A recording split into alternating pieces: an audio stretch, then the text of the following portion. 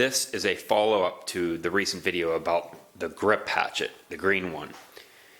New information has come in, lots of comments about this, comparing the Harbor Freight, the yellow one, to the grip. We're going to test the assumption that they're the same thing. So I'll run it through some tests and some modifications and try to make a fair comparison and give you a recommendation one way or the other. I've already gone over this one thoroughly, so I would invite you to watch this video first, especially if you want to see how to put an edge on, because they're virtually the same thing. Any differences that I discover, you will be notified of shortly.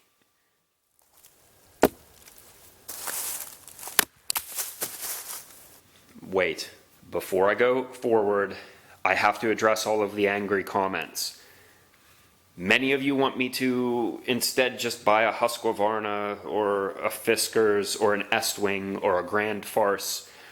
I'm not saying that these are going to replace your more expensive hatchet. If you want one, buy one. I'm not stopping you. The subject here is a budget, junky, disposable hatchet. Therefore, I am not endorsing Harbor Freight, and this is not a sponsored video. But it's still a useful product. Just don't try to convert me to buying your hatchet, please. We'll be breaking this one apart in a little bit to see what's inside of it, to find out if it's comparable to the grip. The grip's price has gone up on Amazon at least 33% since the video was posted, so it may have had something to do with influencing the price. And that's enough of a catalyst for me to shift my attention towards a different alternative, especially one that's way less expensive, by half. The first thing that jumps out at us is the fact that Harbor Freight has two different models available. I'll give you a close-up of the item numbers in a moment, but this one ending in 510 seems almost identical to the grip at first glance. In fact, aside from the obvious color difference, I can't tell them apart at all. So for the price, assuming this is just like the grip, I recommend you buy one. It's worth it. But before you do, take a look at this other one. This one has a way better grind from the factory. That's a considerable amount of work. If you look at the one that's just like the grip, you have to do a lot of filing to get it to the point where it can cut anything. That right there should determine which one you want to buy. If you don't have a file or don't have the patience to file something and you don't want to grind anything, then this is your choice. Another difference is that they put a pin there, right through the head. Whether or not that's good or bad isn't really relevant. It's just another way that we can tell them apart. Another minor distinction is in the handle. This one has a plastic that's, as far as I can tell, exactly similar to the grip. This one, it's a little different. It feels, how do I describe it? A little cheaper, maybe lighter. It's a little bit shinier. I don't know if it will sand as well or if it will melt and reform as well, but I'll do a little testing to it later. The first way in which I plan to test these is by dragging a file across them. Hopefully that will give me some indication as to how hard they are. I expect the metal should be the same on all of them, but let's just run the file across them to find out. I'm also going to sharpen that one right now because without an edge on it, I can't do anything with it. So I'll put an edge on this one so that I can film the opening scene of me chopping that you've already seen.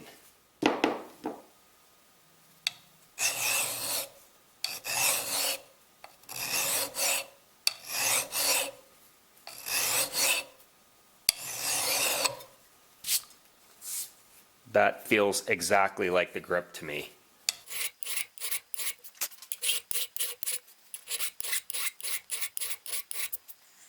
Very similar.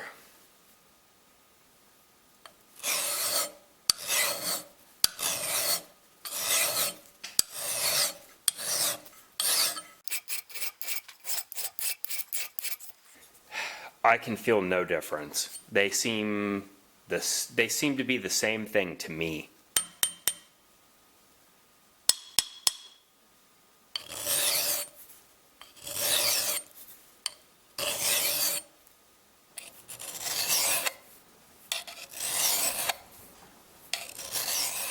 Take a look at this axe head.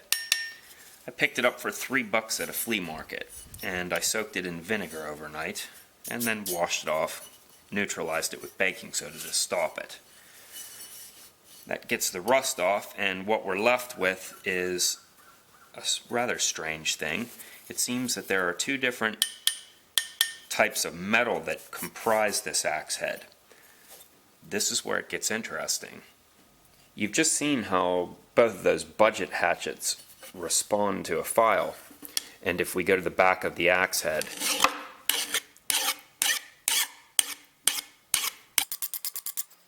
it responds pretty much the same way. But when we come to the front, check this out.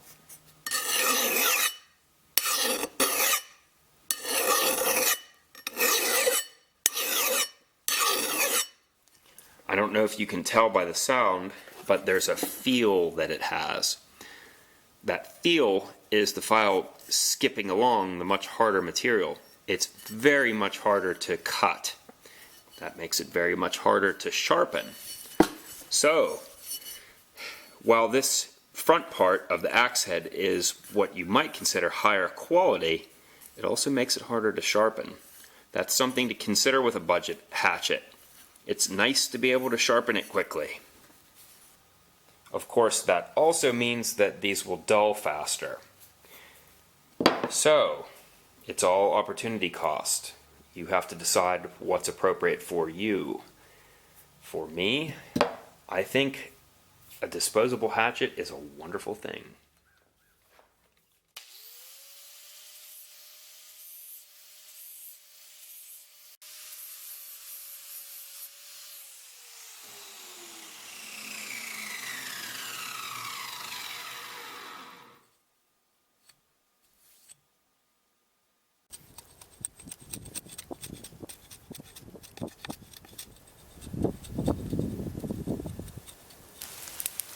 Hello again.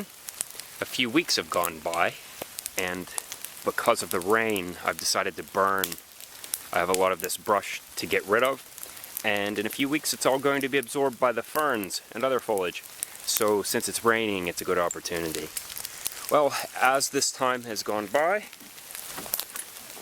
I've been using this as my primary hatchet. So what can I say about it?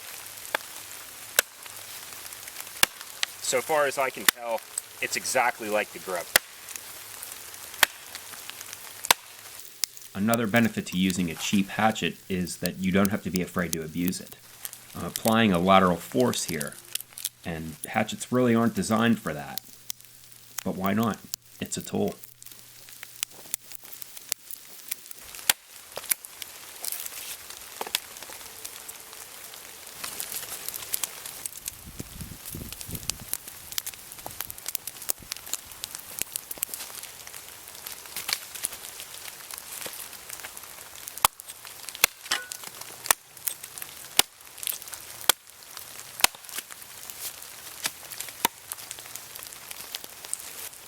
Okay, as soon as I get the fire stoked, we can go inside and cut one of these open.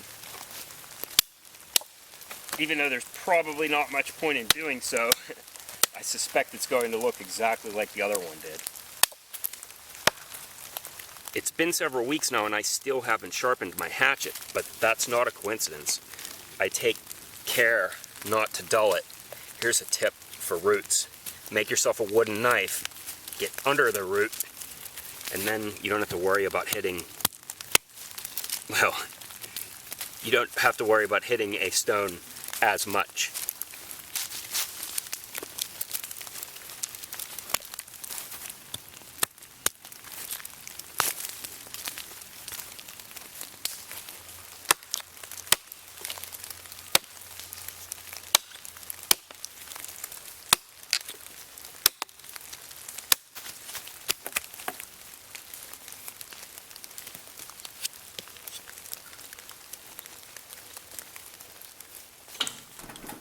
Okay, let's find out what's on the inside.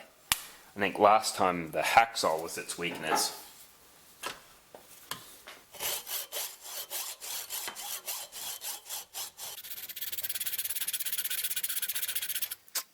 Smells the same.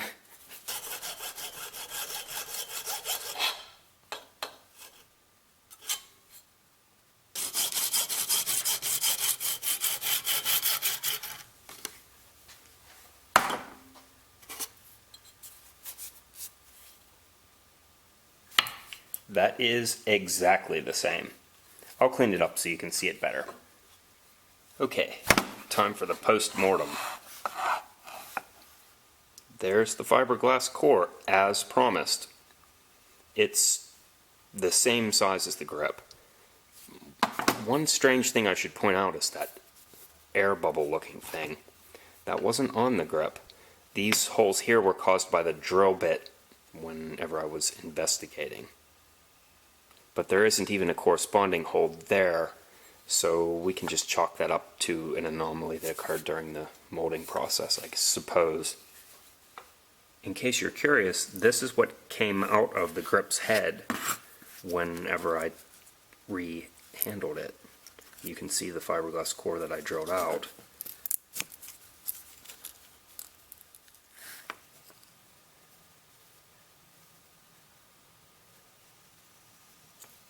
So after poking around at that for a bit, I feel reasonably confident that it's just an anomaly. That's not intended. So I kind of got lucky that I broke this one apart, because that would have been a weakness right where I want my handle to be strong.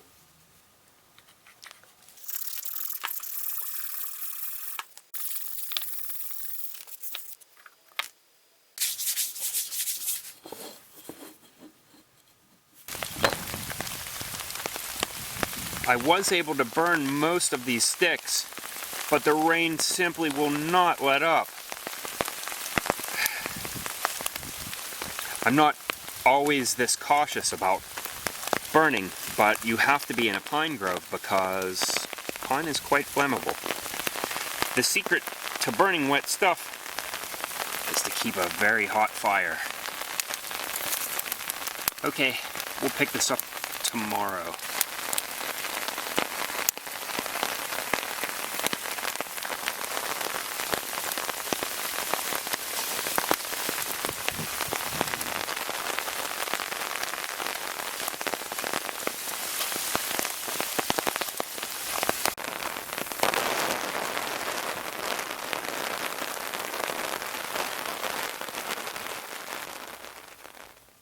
It is a beautiful day today, and that means it's warm enough out that we can work on the plastic. Specifically, plastic soldering. All three of these are the 510 model. You can see this one is a little bit different, the 231. I'll get to this last.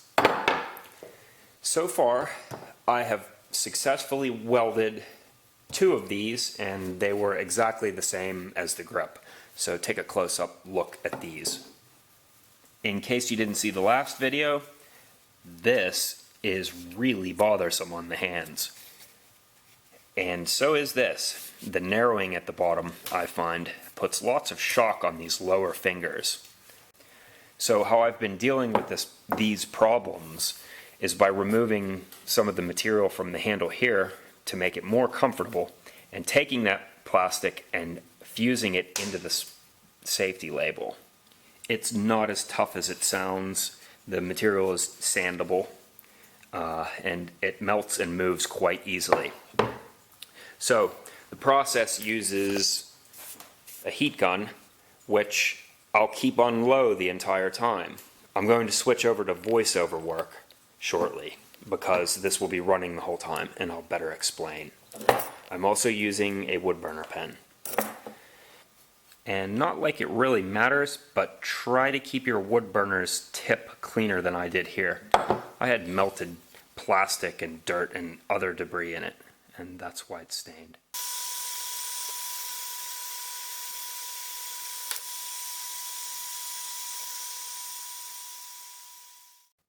Try to notice that I have these three distinct faces here. I started by making a square cut that way, and then I shave off the corners. I try to preserve their symmetry, and in doing so, I think of it in terms of these geometric faces. So the next move is to knock the corners off of these, and then knock the corners off of those, and so on. And if you do that, you'll end up with a really nice approximation of a smooth curve.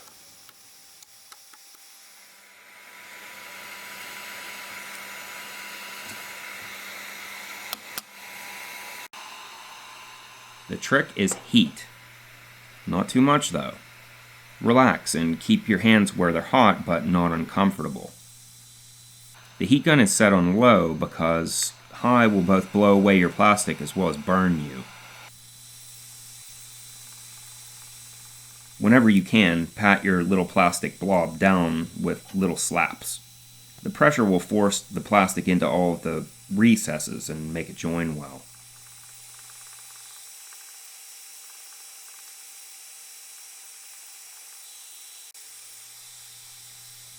The most important point for you to remember is this. You're joining two things together with a weld, so both parts have to be hot.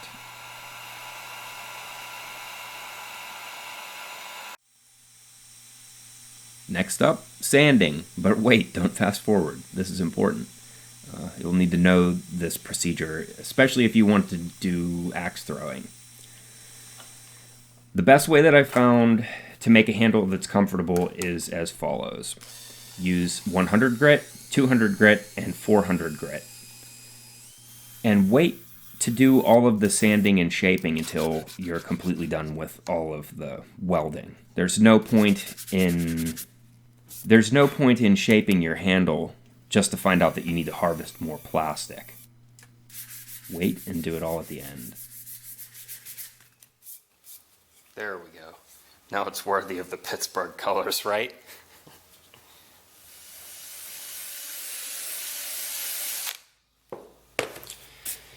You'll notice that there's this traction grip here, and I'm removing it.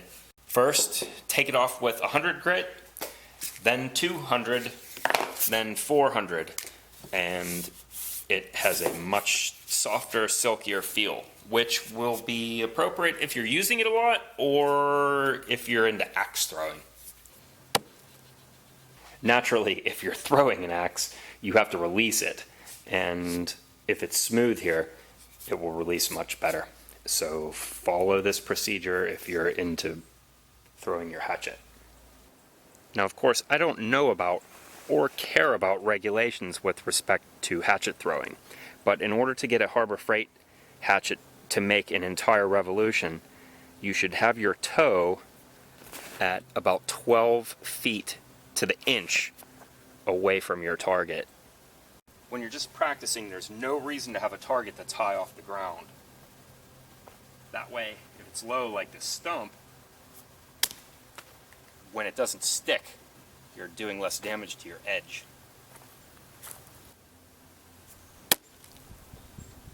That's also why I have the bark all over the ground.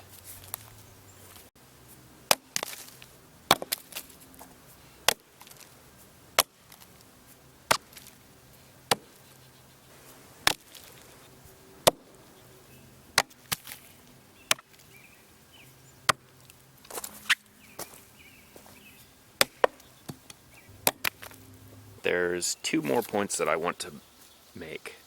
One is that if you're going to be throwing these around a lot, weld these plugs on the end shut, or else they're just going to be filled with dirt. The second point relates to the point itself. Now, you'd never know it based on the montage that I just showed you, but the tip is the thing that matters when you're throwing one of these. That's the part that sticks. So a good shot lands like that, with just that corner sticking into the wood. But these two models have very different profiles. This one is almost straight with the top, whereas this one curves up. This is the better profile, but they also ground some of that metal into a curve, which is not better. Ideally, it would be straight like this, but it would also be square. You would have to file some of that metal away in order to have the best of both worlds. Out of the box, the tomahawk style one is the better of the two simply because it has a more slender profile. But after some heavy grinding, this one could be the better of the two.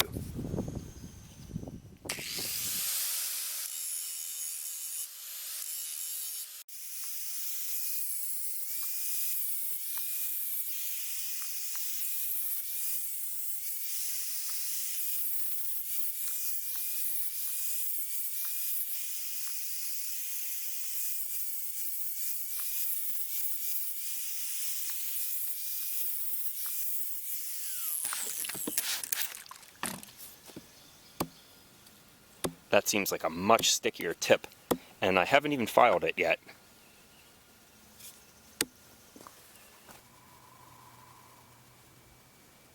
A little bit more file work, and we can call that final form. That's about as good as we can hope to do with this product.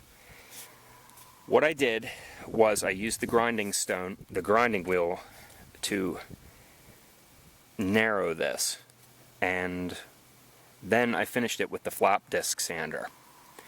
A detail that might matter to some of you: with the flap disc sander, it leaves a sanding grain. You want that grain to be in the direction that you use the hatchet. So my first pass goes this way and puts a grain this way. My second pass goes this way, and it reduces friction when this enters wood.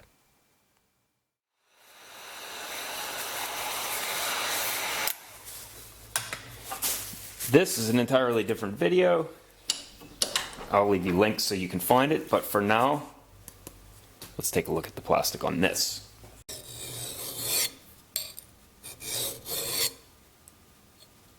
I spent less than 5 minutes with the file, and that is totally usable.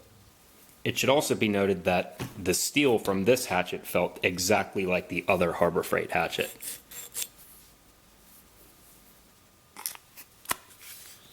This plastic, I'm not so sure about. It seems almost the same as that, but just a little bit different.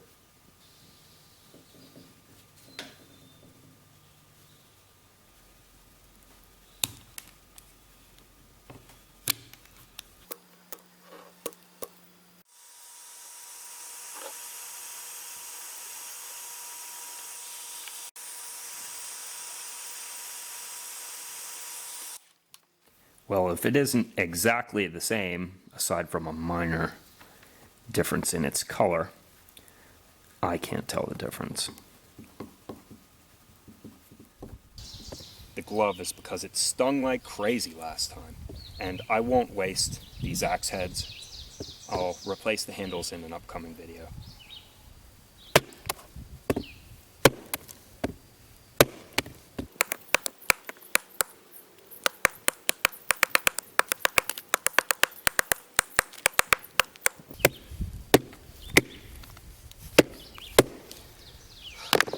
I'm convinced, but I'm still not satisfied.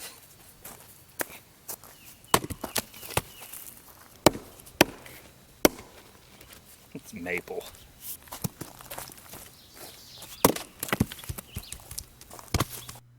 Editor's note. At the time, I thought I kind of missed, but look closer. Look how much it flexed. I thought that was interesting. Okay. This really ought to do it. Finally.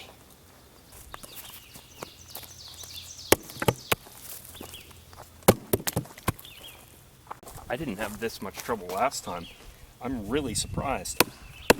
But our story can only end one way. Actually, that's not true. There probably are some other ways this could end.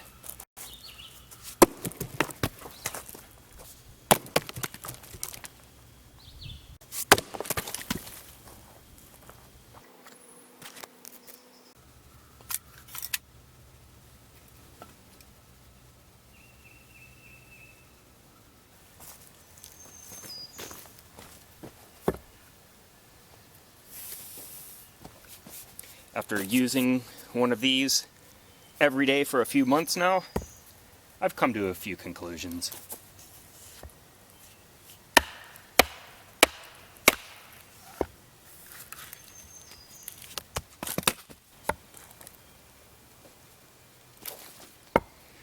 There's a lot of iron here, and it's not too difficult to shape it, which means that every time I sharpen it, it better fits its purpose.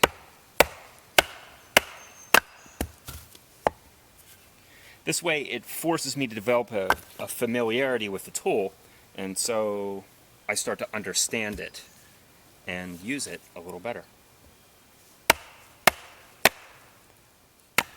Admittedly, I've developed a kind of a bias for this hatchet. Familiarity does that. But these are the facts.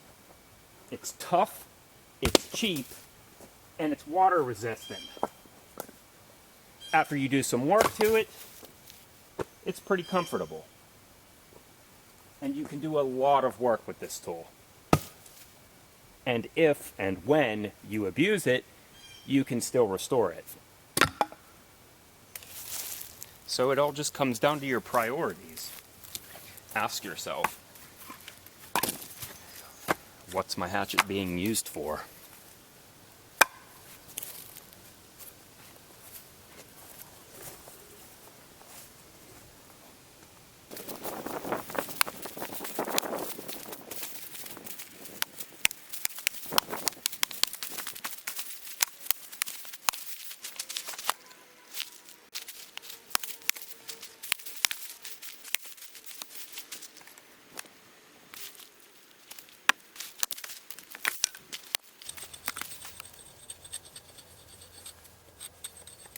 A sharp hatchet is a great tool to have in the woods.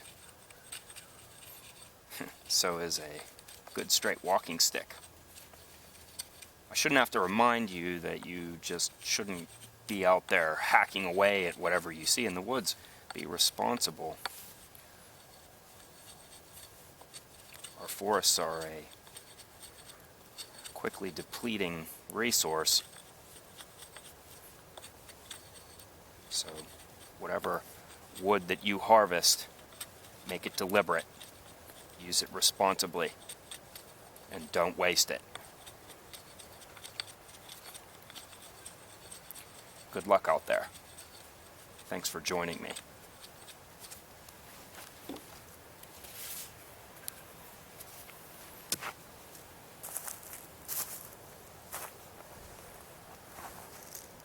I think I deserve a second chance at that shot. How about a third chance? Perfect.